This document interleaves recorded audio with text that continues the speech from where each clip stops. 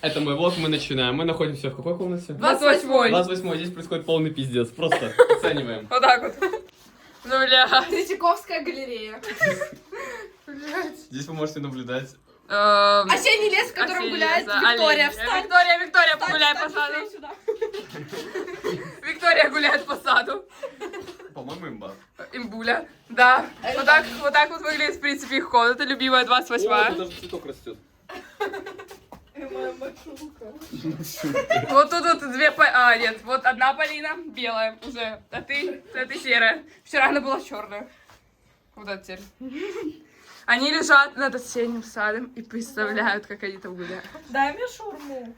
И жрет шаурму. Гуляночка, они идут в беседку вот на ту. А я с батареей. А она с батареей. Не, реально двойная камера — это огонь. Вот это снимать и это. Да, надо было, чтобы там тоже гвоздик был. Реально, Было так бы круче, чем все в одном месте. Вот так. тоже верно.